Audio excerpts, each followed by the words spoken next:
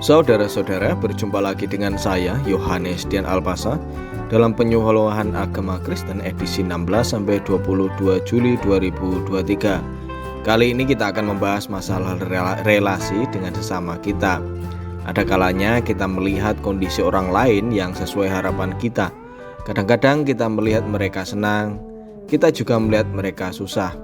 Adakah di antara kita yang melihat kondisi itu?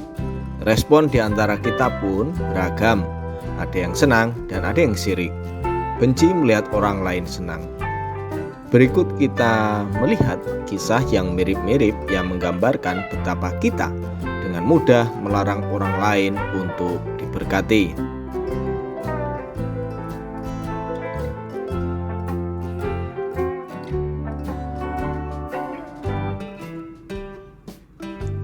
Pada perikop Markus 10 ayat 13-16 dikisahkan orang-orang yang membawa anak-anak kepada Yesus. Anak ini bisa anak sendiri, bisa juga keponakan, atau anak tetangga dibawa kepada Yesus. Barangkali ini kesempatan untuk membawa anak-anak untuk didoakan. Barangkali ini juga waktu yang baik membawa anak-anak kepada Yesus. Rombongan Yesus jarang mereka temui. Kalaupun mudah bertemu, akan sulit untuk dijangkau karena biasanya Yesus dikerumuni oleh banyak orang. Banyak orang datang untuk mendengar pengajaran atau minta diobati. Ada juga yang minta diberkati seperti yang kita baca pada kesempatan kali ini. Entah siapapun yang diberkati Yesus, entah itu anak sendiri, anak tetangga, ataupun keponakan, intinya kita senanglah melihat kehidupan mereka mujur kelak karena berkat itu.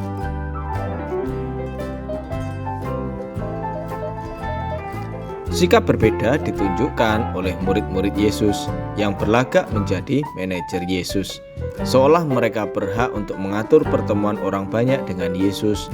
Tidak ada orang yang bisa menemui Yesus tanpa melewati kawalan murid. Mungkin maksud murid-murid adalah baik agar pertemuan berjalan teratur. Mungkin juga murid-murid melihat bahwa anak-anak bukanlah prioritas untuk diajar. Masih banyak orang lain yang perlu diajari dan diberkati. Ya, kita positif mikir sajalah melihat murid-murid yang arogan ini.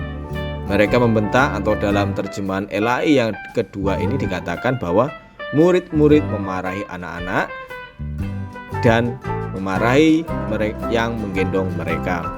Kemarahan itu berarti larangan untuk datang apalagi mendekat kepada Yesus.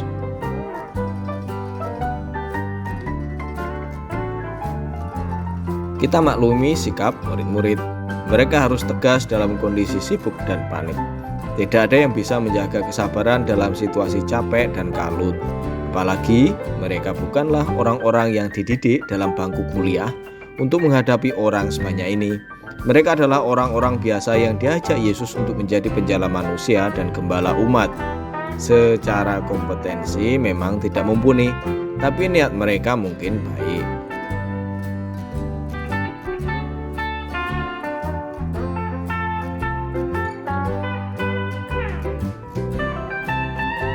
Sikap yang pertama adalah Yesus memarahi mereka yang menghalangi anak-anak datang kepadanya.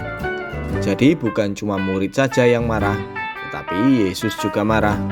Mungkin Tuhan Yesus sebagai manusia tulen juga bisa capek, letih, dan marah dalam kondisi kredit seperti itu. Kemarahan itu bisa saja karena situasi itu barangkali tidak terkendali. Begitu banyak urusan yang harus dikerjakan, materi harus disampaikan, serta banyak orang yang sudah diajar tetapi tidak kunjung paham juga. Bisa juga di tempat lain murid-murid sudah diajari standar operasional dan prosedurnya pelayanan umat yang baik. Namun murid-murid tidak segera paham pengajaran ini. Marahlah Yesus.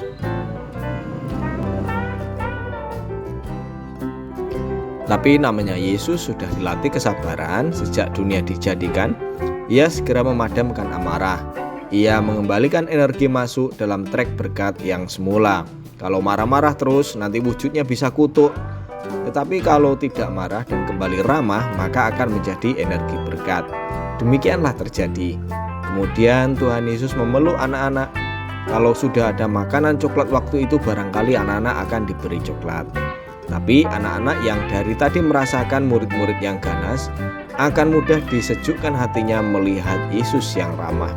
Anak-anak itu dibiarkan datang kepada Yesus, memeluk mereka dan kemudian mendapat berkat.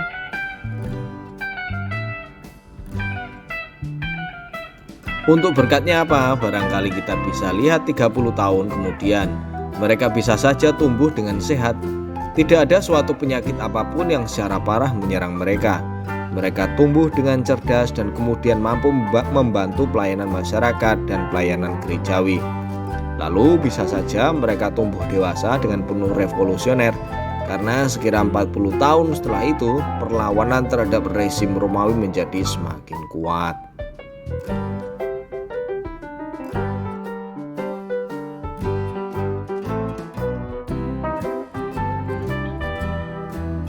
Saudara-saudara, di zaman kita sekarang, kita sering melihat orang yang diberkati dan dipanggil Tuhan.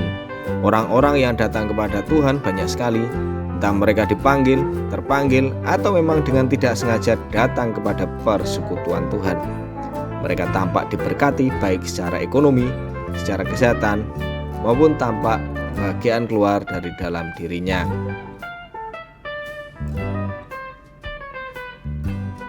Melihat orang seperti ini, kadangkala saya sirik juga. Ini contoh nyata dari bagaimana orang benci melihat orang lain diberkati.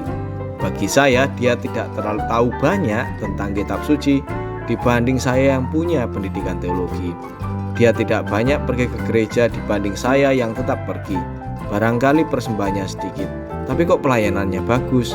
Seolah dia yang lebih bersemangat datang kepada Tuhan. Disitulah saya merasa sirik. Ada juga orang lain yang melarang orang datang ke persekutuan hanya karena memakai kaos oblong, belum mandi, atau raut mukanya tampak tua dan lelah. Dari tampilannya jelek sekali, sehingga tidak mungkin dia diundang kepada Tuhan untuk diberkati.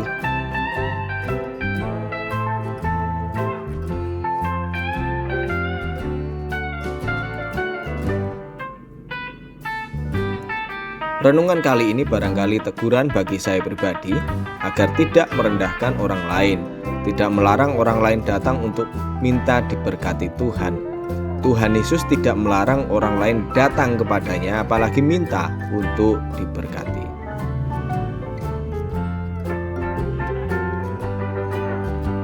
Kita juga harus senang melihat orang lain diberkati, karena kesenangan membuat suasana hati dan hidup lebih mudah menerima berkat dari Tuhan.